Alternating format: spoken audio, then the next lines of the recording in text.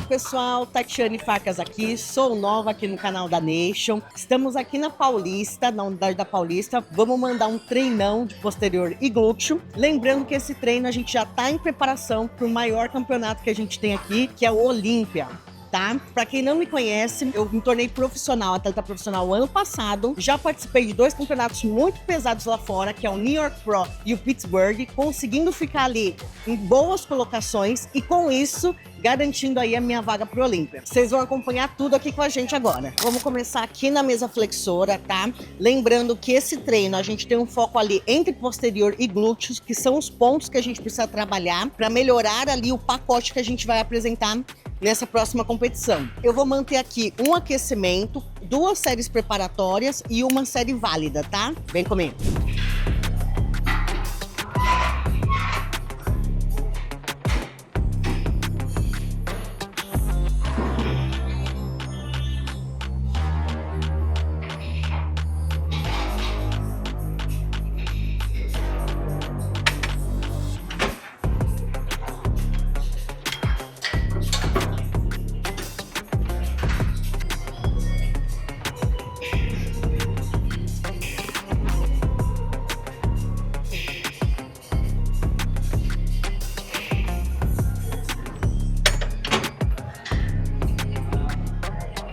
Gente, terminamos aqui a mesa flexora, a gente vai ir para o próximo exercício. Lembrando que esse treino agora, dessa semana em específico, a gente resolveu baixar um pouquinho o volume do treino, justamente para melhorar uns desconfortos que eu estava tendo ali com relação a joelho, a relação a quadril.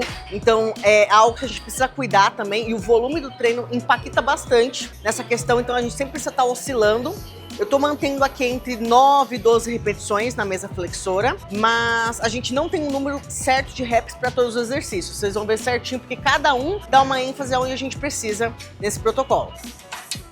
Ó, gente, a gente saiu da mesa flexora, agora a gente vai vir para a série válida aqui no stiff. Apesar de ser uma série válida, eu gosto de pelo menos dar uma aquecida na máquina, só por causa da máquina mesmo, pra gente não chegar tão cru aqui para fazer o exercício. Então, essa semana a gente só tem uma série válida aqui. A gente pretende ir aumentando um pouco esse volume durante o decorrer da preparação. Lembrando que o trabalho está sendo feito em conjunto com o meu treinador, Gustavo Castro, e o meu outro treinador, que seria o Tuchê, Gabriel Tuchê.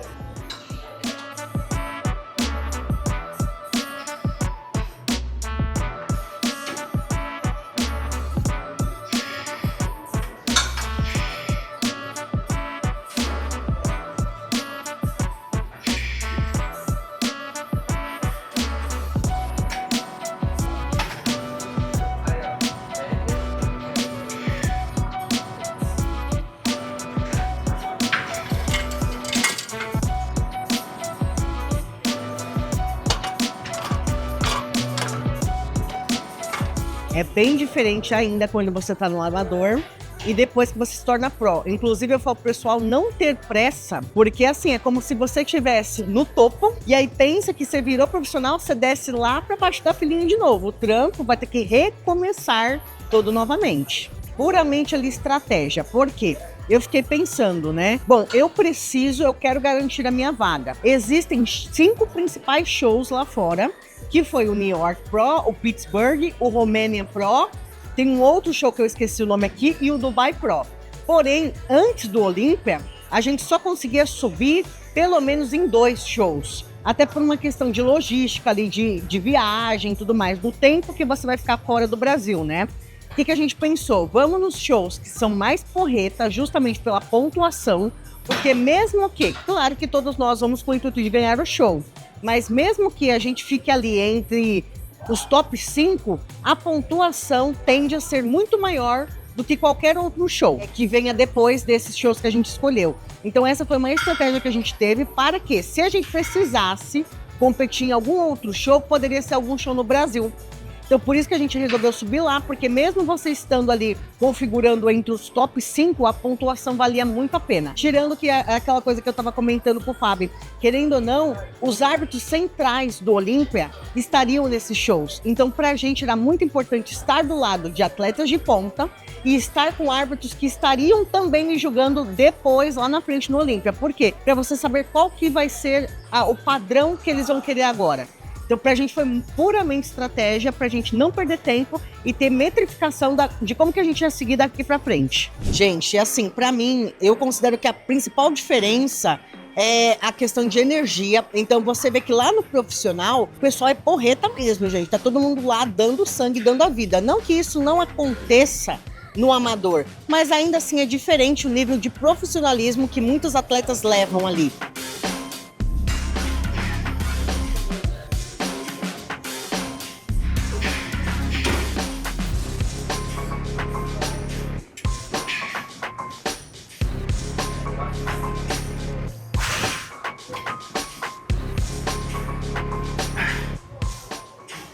Nós vamos fazer 2 séries preparatórias e 2 séries válidas, tá, gente?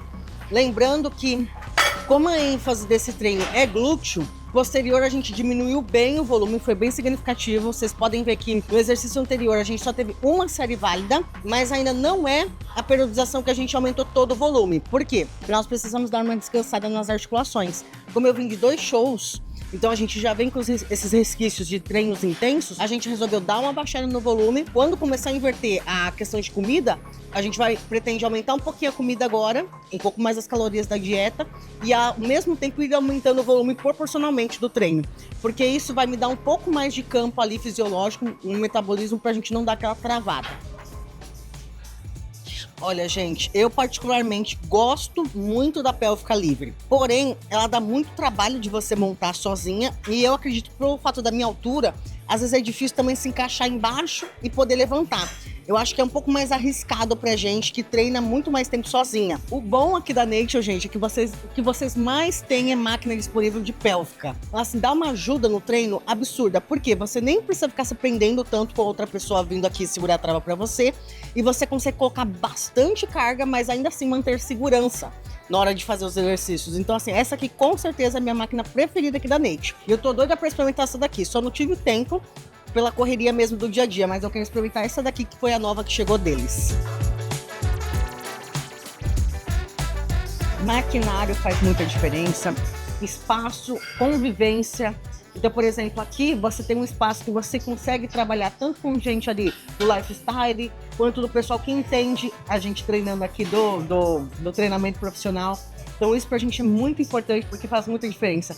Tem todo o aporte. Aqui na academia, por exemplo, você tem uma sala de poses. Então pra mim isso é muito importante. A gente consegue aqui embaixo sentar para fazer ali as nossas refeições no espaço adequado. Então pra gente é muito completo, muito completo. Às vezes tá me faltando ali qualquer tipo de suplementação, gente. Ah, vim na correria e esqueci meu whey, esqueci minha dose de whey, esqueci qualquer coisa. Você vai aqui embaixo na própria Nature, você já compra aqui mesmo.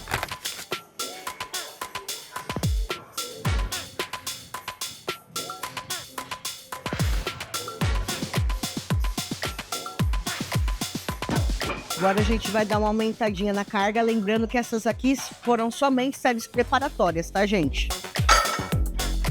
Aqui a gente vai fazer mais 2 séries válidas, tá? Essa que a gente vai fazer agora e mais uma. Por enquanto, como hoje é deload, eu diminui um pouco as minhas cargas habituais, justamente pra gente conseguir ter essa recuperação. Na semana que vem, eu já vou conseguir voltar às minhas cargas habituais. Por isso que lá no aplicativo onde eu mostrei pra vocês, a gente consegue anotar as cargas que pra gente é importante. Então, normalmente, essas séries válidas, elas costumam ser com o mesmo peso.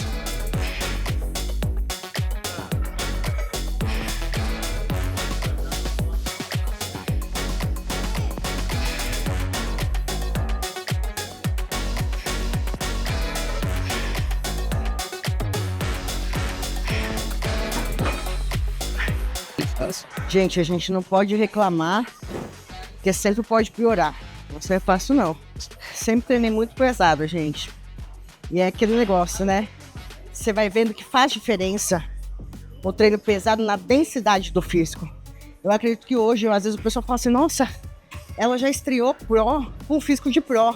Isso se dá pelo tempo e pelos treinos pesados mesmo. Não tem de onde a gente fugir.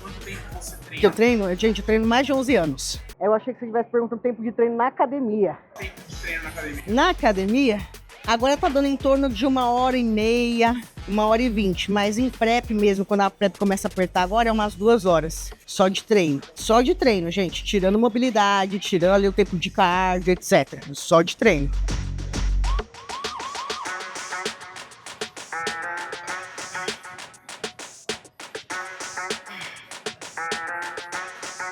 que é engraçada? Coisa que é engraçada que o pessoal acha assim, você vai treinando e vai ficando mais fácil. Gente, não vai. Garanto pra vocês que não vai ficando mais fácil. Não se iludam achando que o negócio vai ficando mais fácil, vai ficando cada vez mais difícil. Gente, aqui a gente vai fazer o búlgaro, lembrando que eu vou fazer o búlgaro contralateral, que é aquele búlgaro onde a gente só vai usar o peso em uma mão oposta da perna que a gente está fazendo o exercício. Por quê? Ele vai exigir de mim um pouco mais de estabilidade, tá? Em relação a quadril e principalmente tornozelo. Que eu tava ali com um probleminha no tornozelo, então a gente tá usando esses exercícios mais de estabilidade. Então vamos lá começar o nosso búlgaro, amado búlgaro.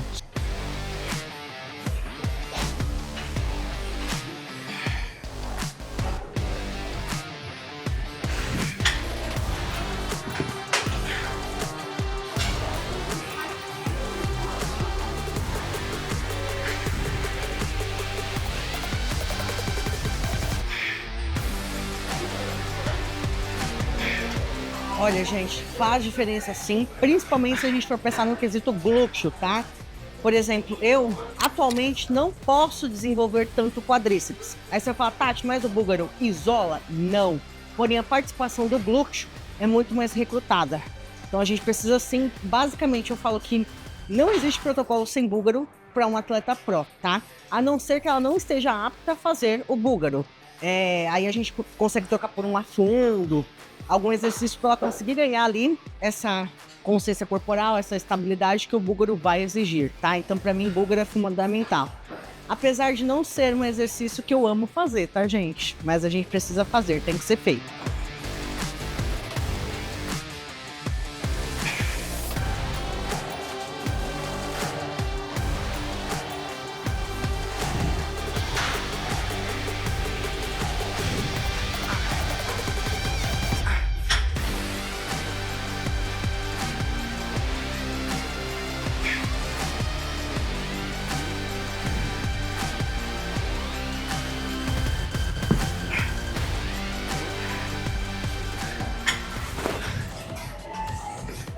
Bora lá pro próximo, que ainda não acabou não, hein? Gente, agora a gente vai fazer glúteo aqui no cabo.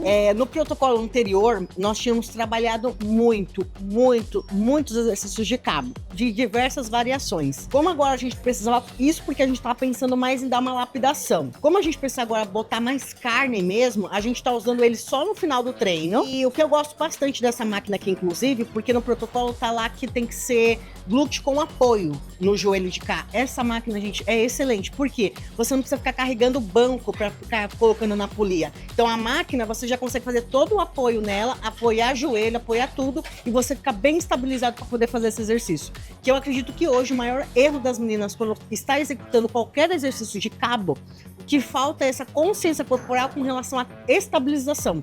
Então fica difícil, dependendo como a polia fica, a pessoa fica tortinha, a pessoa não tem onde apoiar as mãos. Então essa máquina aqui na Nature é excelente para isso. Séries válidas também.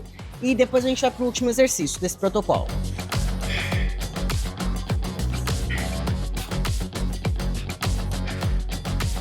Normalmente, gente, eu gosto de fazer todas as séries de uma perna, depois eu passo para outra, tá? Pra gente dar um descanso também bom de uma perna para outra. Olha, quando a gente tá em período de deload, eu gosto de deixar 1 minuto e meio no máximo, tá? Mas normalmente, gente, meus descansos são de 2 minutos, 2 minutos e meio, 3 minutos para exercícios compostos, por exemplo, agachamento, levantamento terra, elevação pélvica. Normalmente a gente usa até 5 minutos, eu já cheguei a usar quando a gente tá fazendo uma periodização ali voltada à força. No momento eu tô mantendo em 2,5. Tá? Somente nessa semana aqui que eu desci para 1,5.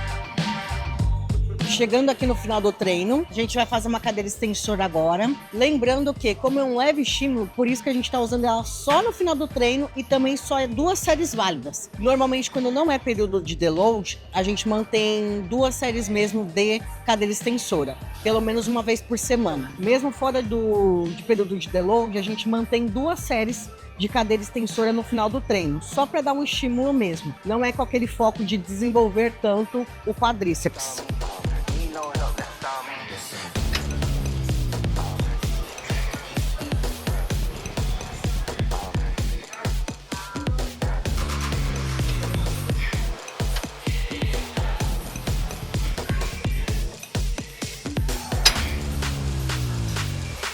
Olha, gente, pelo menos lá o feedback foi bem positivo. Eles gostaram bastante do meu conjunto no geral, mas eles pontuaram que, por exemplo, poses laterais, eu tava soltando um pouco o ar. E isso foi até bacana, que ele falou assim, não é que você seja barriguda, mas é mais uma questão de controle abdominal, na hora de a gente deixar as poses lá, encaixar nas poses. No físico, no geral, eles disseram justamente o oposto, para a gente não chegar hard.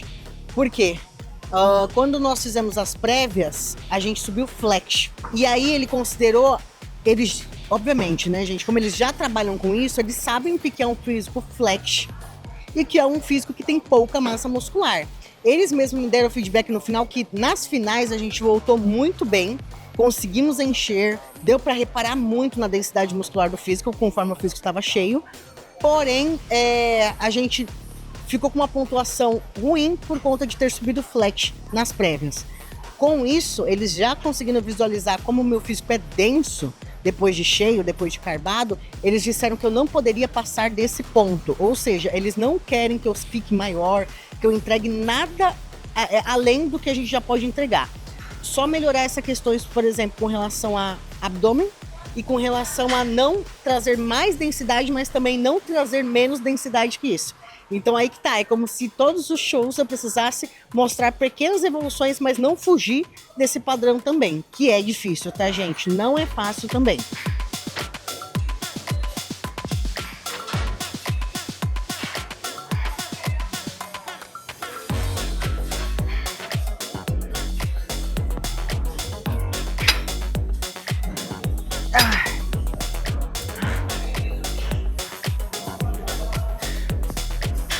Gente, foi isso. Finalizamos aqui o treino. Me contem o que vocês acharam aqui. Esse treino foi totalmente priorizado aqui por uma atleta pro. Deixem aqui embaixo temas que vocês querem que a gente traga aqui de conteúdo, tá bom? Me sigam lá no Instagram, @TatianeFarcas, que lá eu posto diariamente sobre a minha rotina, sobre a preparação. E continue acompanhando a gente aqui e vem aqui também conhecer a Nation da Paulista.